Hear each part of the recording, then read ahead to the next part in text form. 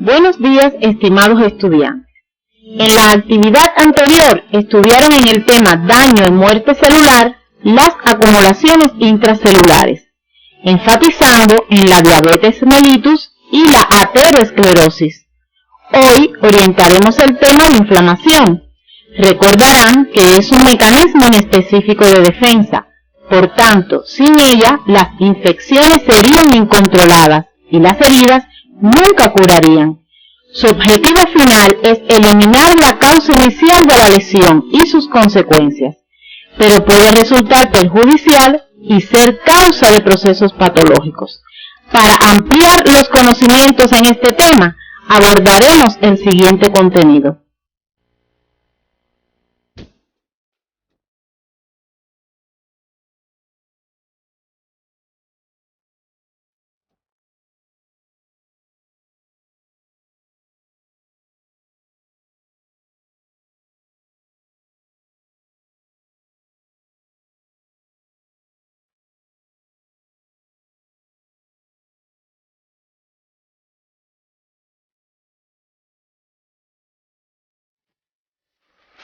Al concluir esta actividad, ustedes deberán enumerar las causas de inflamación aguda y crónica, identificar las características generales y la evolución de la respuesta inflamatoria aguda y crónica, teniendo en cuenta sus reacciones básicas, identificar patrones morfológicos de la inflamación aguda y crónica en relación con los trastornos funcionales y las evidencias diagnósticas, reconocer el papel de los sistemas de vasos, ganglios linfáticos y fagocítico mononuclear como segunda línea de defensa del organismo y enumerar los efectos locales y sistémicos de la respuesta inflamatoria.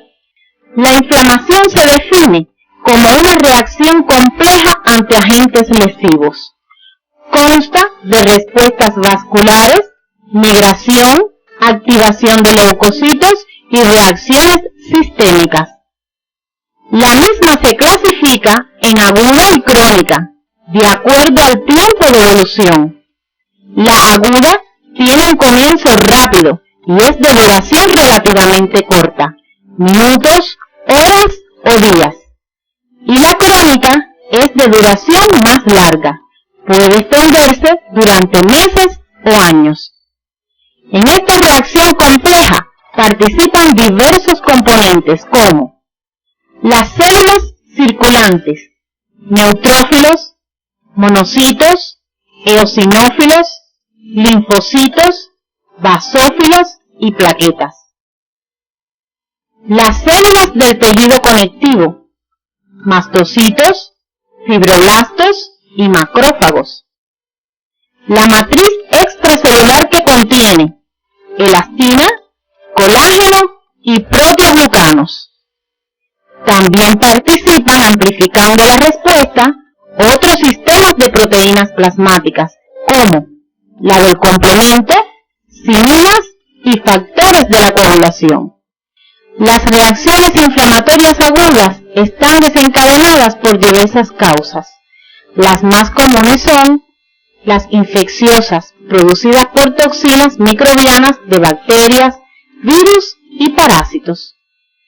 Te mostramos como ejemplo una piodermitis, lesión inflamatoria aguda de causa bacteriana. Existen otros estímulos como los físicos, los químicos, las reacciones inmunitarias, la necrosis tisular y los cuerpos extraños. A continuación, estudiaremos el mecanismo de producción de la reacción inflamatoria aguda. El mecanismo de producción de la inflamación aguda incluye cambios vasculares y acontecimientos celulares. Los cambios vasculares están dados por las modificaciones en el calibre de los vasos, dando lugar al aumento en el flujo sanguíneo debido a la dilatación arteriolar y a la apertura de los lechos capilares, y las alteraciones en la estructura de la microvasculatura con incremento de la permeabilidad vascular, lo que permite la salida de la circulación de proteínas plasmáticas y los leucocitos. Los acontecimientos celulares o fenómenos leucocitarios están dados por el movimiento de las células hacia el sitio del estímulo inflamatorio. El primer paso es la marginación. Los leucocitos, que normalmente ocupan la parte central del flujo vascular acompañando a los eritrocitos, son desplazados hacia la periferia, poniéndose en contacto con el endotelio vascular. A continuación, los leucocitos, de forma individual y en filas, se colocan sobre el endotelio y se adhieren de forma transitoria, lo que se denomina rodamiento. Estos leucocitos posteriormente se adhieren firmemente en el endotelio y lo tapizan, fenómeno denominado pavimentación o adhesión. Seguidamente, los leucocitos se dirigen hacia las uniones de las células endoteliales, atraviesan la membrana basal y salen al espacio extravascular, acontecimiento denominado migración. Posteriormente, estas células se dirigen al sitio de la lesión de forma unidireccional, orientadas por un gradiente químico, proceso denominado quimiotaxis.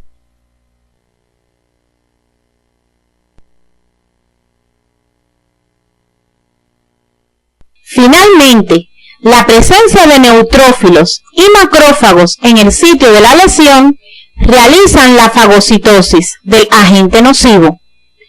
Esta imagen por microscopía electrónica muestra un neutrófilo que va a fagocitar una bacteria. Te presentamos un esquema que resume las etapas de la fagocitosis.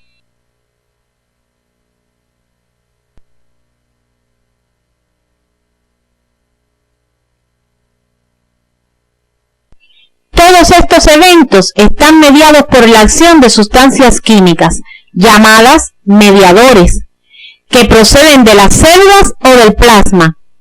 Estas son activadas por el propio estímulo inflamatorio. La histamina se considera el primer mediador de la fase inmediata, que provoca vasodilatación y aumento de la permeabilidad. Ella se encuentra en los mastocitos, basófilos y plaquetas. En el estudio independiente deben profundizar en el mecanismo de producción de la respuesta inflamatoria aguda, enfatizando en la función de los mediadores químicos, las moléculas de adhesión celular y el papel de las proteínas plasmáticas, auxiliándose de la bibliografía básica y complementaria.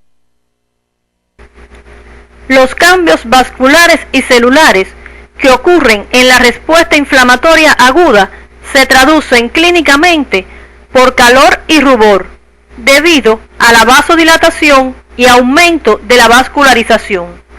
Edema, a consecuencia de la salida de líquido y extravasación de leucocitos. Dolor, por la participación de fibras nerviosas. E impotencia funcional. Sus características microscópicas fundamentales son la exudación de líquidos y de proteínas plasmáticas y la migración de leucocitos, predominantemente los polimorfonucleares neutrófilos. La reacción inflamatoria aguda puede evolucionar hacia la resolución completa cuando la agresión está limitada, es de vida corta o ha habido poca destrucción tisular y las células parenquimatosas dañadas pueden regenerarse.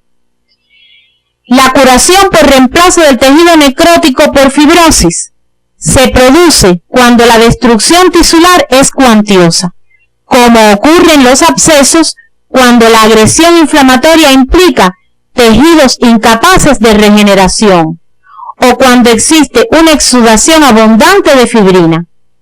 El tejido destruido se reabsorbe y finalmente es reemplazado por fibrosis.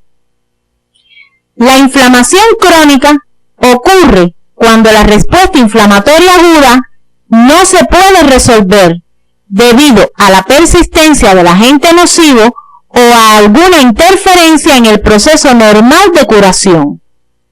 La inflamación crónica es de duración prolongada, dura semanas, meses o años.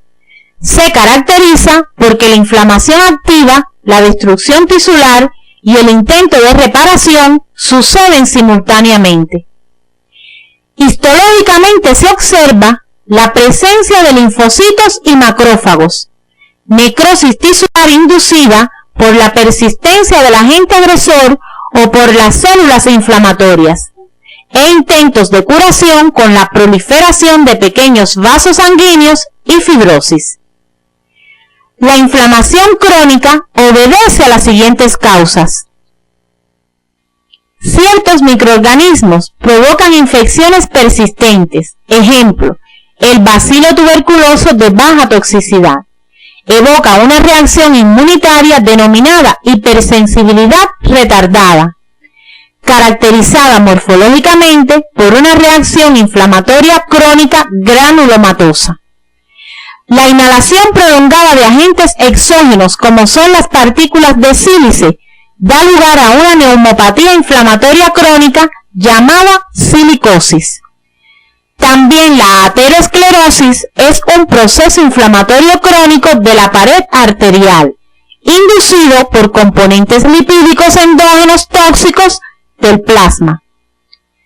Las reacciones inmunitarias contra componentes propios se desarrollan por persistencia del autoantígeno, dando lugar a una respuesta inflamatoria crónica, como ocurre en la artritis reumatoidea. Dependiendo de la intensidad de la reacción inflamatoria, sus causas y la localización en los diferentes tejidos, se producen variaciones en los patrones morfológicos básicos de la respuesta inflamatoria.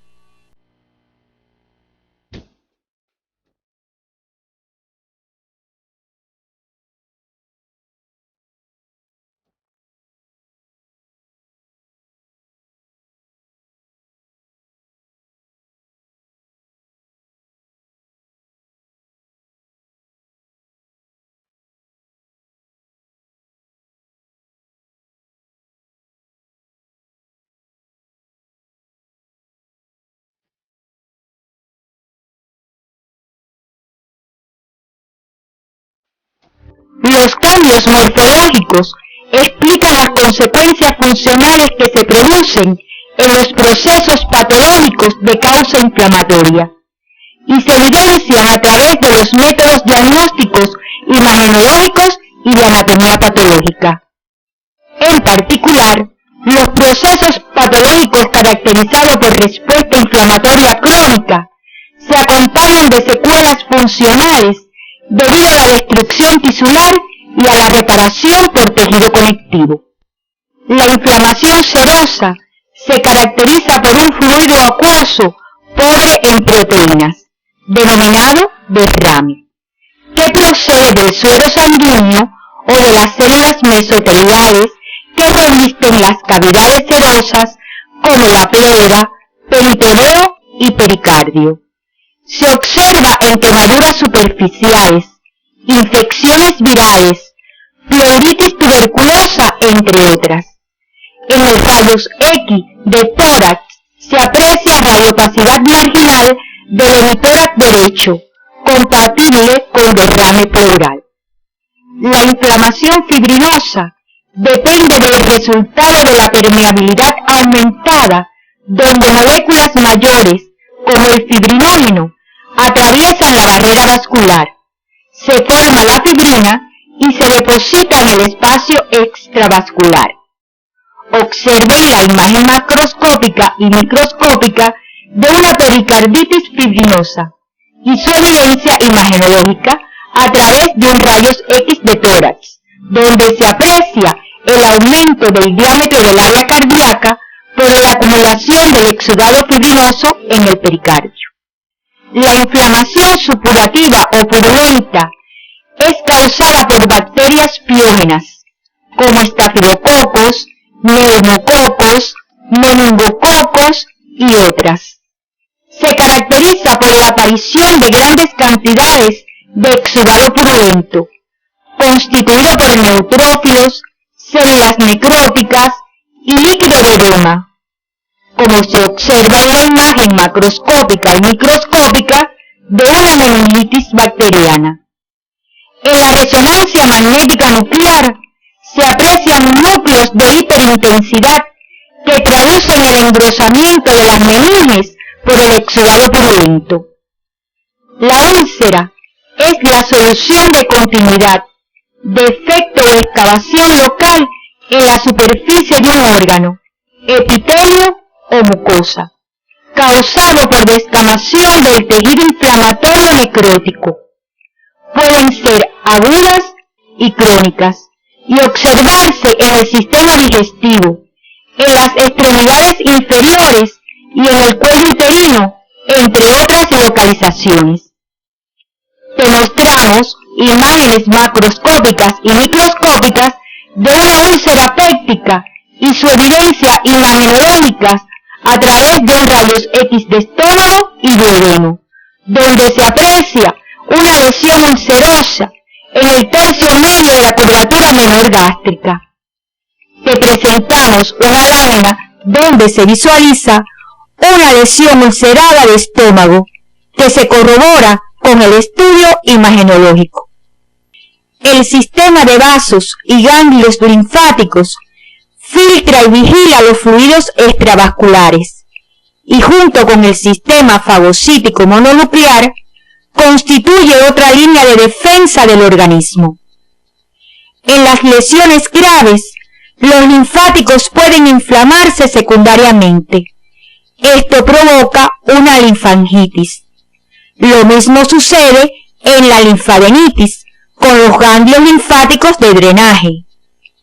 Esta se caracteriza histológicamente por hiperplasia de los folículos y de las células fagocíticas que tapizan los senos ganglionares.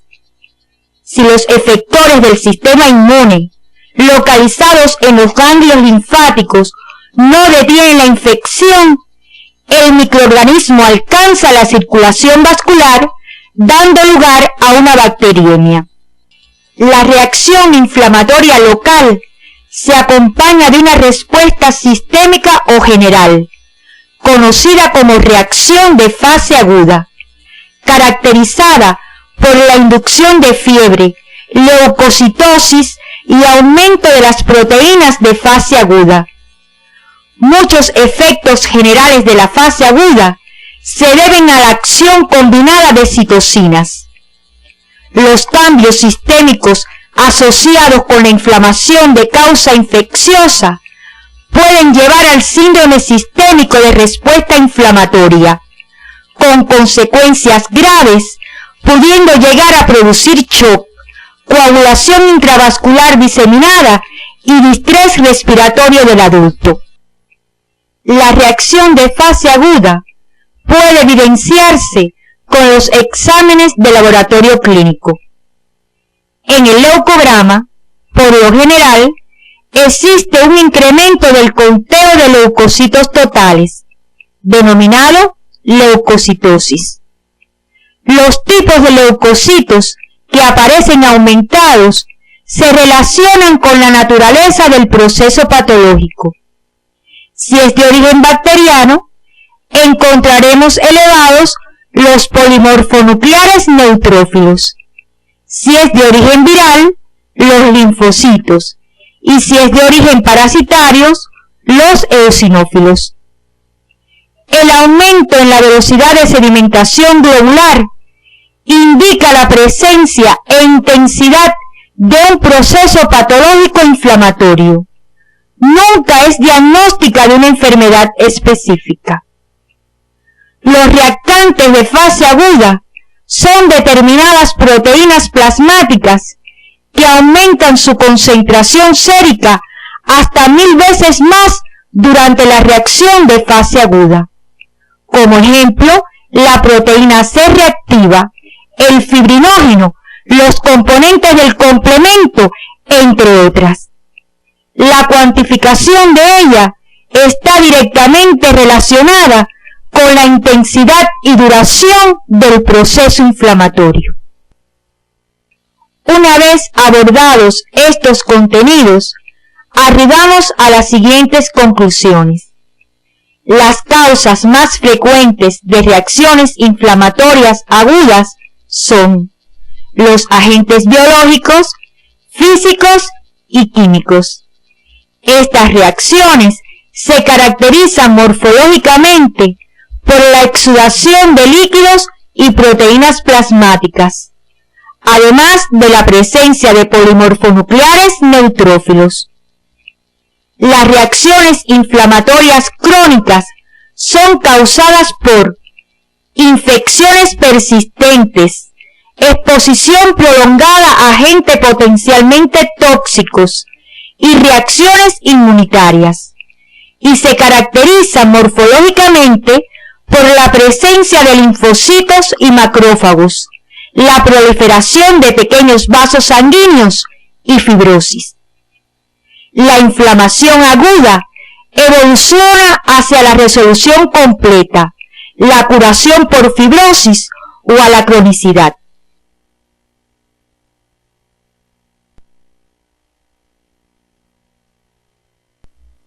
Los patrones morfológicos de inflamación aguda y crónica son los responsables de las consecuencias funcionales que se producen en los procesos patológicos de causa inflamatoria.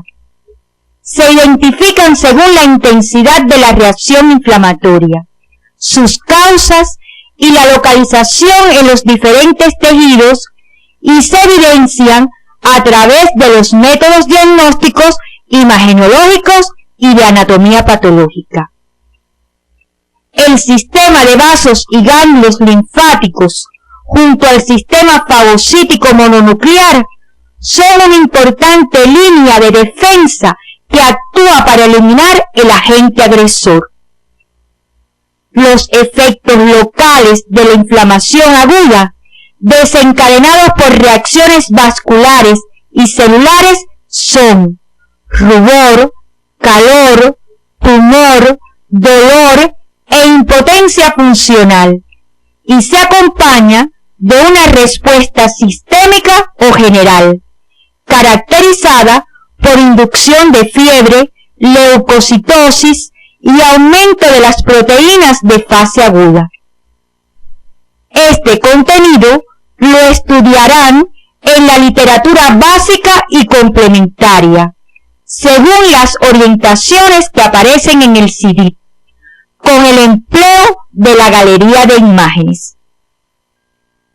La respuesta inflamatoria está estrechamente entrelazada con el proceso de reparación. Empieza durante las primeras fases de la inflamación y se completa habitualmente después de que la influencia agresora haya sido neutralizada. En la próxima actividad estudiaremos la reparación de los tejidos.